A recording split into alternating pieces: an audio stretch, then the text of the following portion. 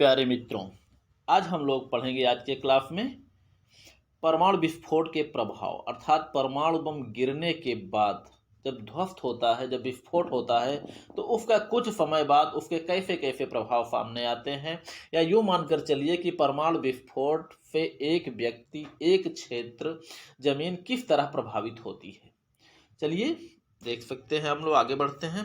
परमाणु विस्फोट या नाभिकीय विस्फोट से चार प्रमुख दुष्प्रभाव सामने आते हैं। पहला नंबर है ताप का प्रभाव अर्थात गर्मी का बढ़ना, ठीक, हीट का बढ़ना। जैसे विस्फोट के बाद जो तुरंत चमक उत्पन्न होती है, जैसे हम लोग दीपावली पर तमाशे वगैरह दगाते हैं, अगर उसको आप लोग ध्यान से देखेंगे तो तुरंत एक चमक के साथ विस्फोट होता है। तो इसी तरह परमाणु बम भी जब ब्लास्ट होता है तो वो भी एक पहले चमक उत्पन्न करता है, लेकिन चमक इतनी तेज होती है, इतनी गुना होती है कि जिन आंखों में पड़ती है, पहली बात तो आंखों के लिए घातक है, यहाँ तक कि नेत्र ज्योति भी जा सकती है, अर्थात व्यक्ति अंधा भी हो सकता है, इतनी तेज उसकी चमक होती है विस्फोट के समय। विस्फोट होने के तुरंत बाद तापमान में बढ़ोतरी होती है, अर्थात तुरंत गर्मी बढ़ने लगती है, भीषण गर्मी, यहाँ तक कि तापमान गर्मी बढ़ते बढ़ते जिसका वातावरण का तापमान 5000 डिग्री सेंटीग्रेड तक हो जाता है। मित्रों, यहाँ हम लोग देखते हैं जब थोड़ा सा ही बढ़ता है तो गर्मी बढ़ जाती है, तो कंडीशन वो हो जाती है 5000 डिग्री सेंटीग्रेड में कि आज व्यक्ति क्या, नदियाँ भी उबलने लगती हैं। गर्मी तो ऐसी बढ़ जाती है कि नदियां भी उबल जाती हैं, उबलने लगती हैं। आगे हम लोग देखते हैं तो मित्रों आप समझ सकते हैं कि तापमान बढ़ने से इतना ज़्यादा बढ़ते बढ़ते बढ़ जाता है कि 5000 डिग्री सेंटीग्रेड जिससे उबलने लगता है, कहीं कहीं आग लग जाती है। तो कहने का मतलब समझ लीजिए बिल्कुल आग का एक वातावरण विद्यमान हो जाता है परमाणु बम गिरने के बाद। बिल्कुल आग, जैसे समझ लीजिए आग लग चुकी हो। इतना ही नहीं, तापमान बढ़ने के साथ विभिन्न क्षेत्रों में आग लग जाती है, नदियां उबलने लगती हैं, और तापमान बढ़ने से वायुमंडल में ऑक्सीजन की भारी कमी हो जाती है, और विस्फोट केंद्र से लगभग 1.1 से 2 मील तक का क्षेत्र जो है, वहां पर संपूर्ण चीजें जो कुछ भी रहती हैं, जीवित मृत्यु, सब राख के ढेर में परिवर्तित हो जाती हैं, राख के ढेर में तब्दील हो जाते हैं। दूसरा जो प्रभाव होता है मित्रों, वो होता है दाब का प्रभाव। कहने का मतलब पहले तापमान बढ़ता है, तो तापमान बढ़ने के साथ साथ जो है वायुमंडल का दाब भी बढ़ने लगता है। कहने का मतलब जब विस्फोट होता है तो विस्फोट के साथ ताप भी बढ़ता है, और विस्फोट होने के साथ ही आवाज के साथ दाब का भी बढ़ना प्रारंभ हो जाता है, अर्थात प्रेशर भी बढ़ जाता है, और दाब की जो गति होती है लगभग 5 मील प्रति सेकंड होती है। और इसी दबाव के कारण या इसी प्रेशर के बढ़ने के कारण जो खड़ी वस्तुएं होती हैं, खड़ी चीज़ें, निर्मित चीज़ें होती हैं, जैसे इमारतें हो गई, बिल्डिंग्स हो गए, टावर, पुल, खंभे आदि जो खड़ी चीज़ें होती हैं वो गिर जाती हैं। ठीक, इतना ही नहीं, दाब के बढ़ने से जैसे बिजली के खंभे होते हैं, उसमें विस्फोट होना प्रारंभ हो जाता है ताप और दाब से। ठीक, अगला जो तीसरा जो प्रभाव होता है वो होता है धरती में कंपन। परमाणु बम के गिरने के बाद ताप बढ़ना, दाब बढ़ना, धरती में कंपन। कहने का मतलब भूमिगत विस्फोट में पृथ्वी में धक्के के साथ एक भयानक कंपन होता है। इस कारण जैसे भूकंप की स्थिति जैसे आ जाती है, अर्थात जैसे धरती का हिलना, कुछ क्षेत्र जैसे हिलने लगते हैं, और धरती पर जो खड़ी चीजें हैं इस धक्के से भी बहुत सारी चीजें गिर जाती हैं।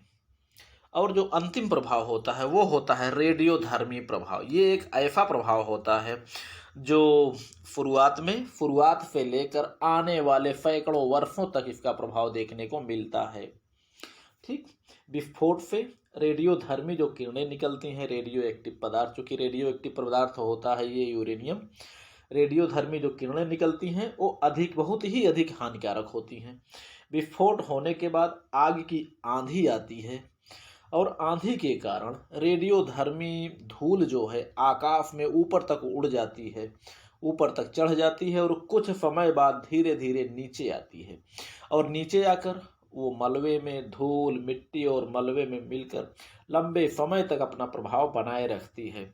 और इसका प्रभाव जापान में आज भी देखा जा सकता है। कहने का मतलब जो रेडियोधर्मी पदार्थ होते हैं वो कुछ समय के लिए भी, कहने का मतलब जब शुरुआत होता है तो जिस दिन परमाणु बम गिरता है उस दिन से रेडियो एक्टिव धूल या रेडियोधर्मी विकिरण ये जो है शुरुआत होता है और आने वाले सैकड़ों वर्षों तक इसका प्रभाव देखने को मिलता है। अब यही आप देख सकते हैं मित्रों कि परमाणु बम गिरे हुए आज जो है जापान पर लगभग हो गए 75 वर्ष, लेकिन अभी भी जापान जैसा एक विकसित राष्ट्र अपने यहाँ उसके प्रभाव को समाप्त नहीं कर पाया है। अर्थात आज के दिनों में भी रेडियोधर्मी प्रभाव को जापान के नगरों में देखा जा सकता है जहां पर परमाणु बम गिराए गए थे।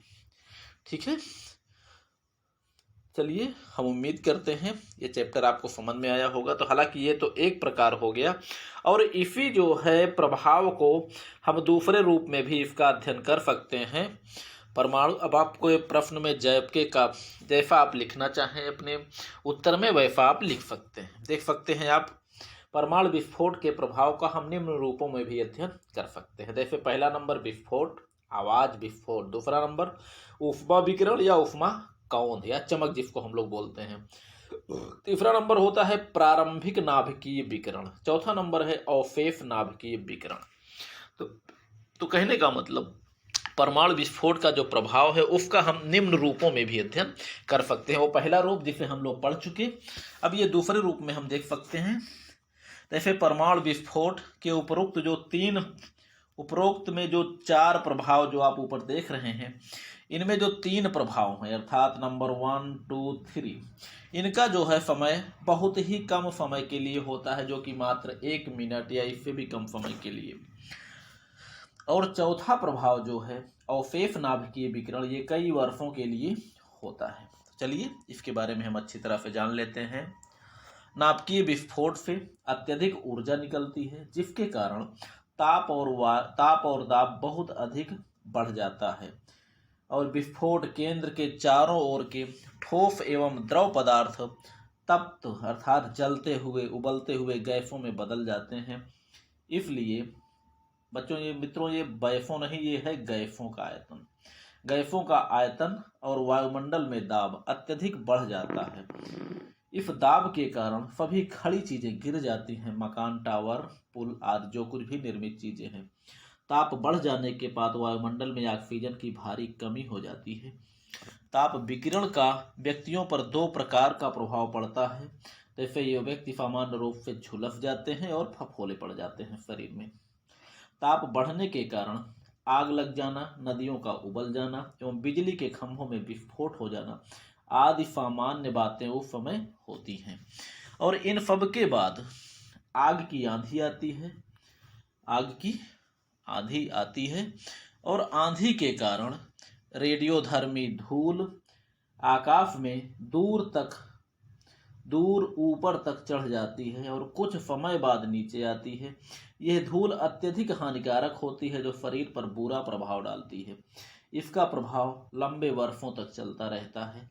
नाभिकीय विस्फोट से उत्पन्न वायुमंडल रडार को सही दिशाएं संकेत देने में विफल कर देते हैं। अर्थात जो वायुमंडल होता है वो किसी के लायक नहीं होता, ना तो वहाँ रडार कार्य कर सकता है और ना ही उस वायुमंडल में एक स्वस्थ मनुष्य आराम से रह सकता है। अर्थात उस वायुमंडल में भी बीमारियां भर जाती हैं जो कि रेडियो एक्टिव पदार्थ के रूप में हर समय, रेडियो एक्टिव किरणों के रूप में हर समय वो मौजूद रहती हैं और हर समय उन धूलों से कहीं ना कहीं से बीमारियां निकलती रहती हैं।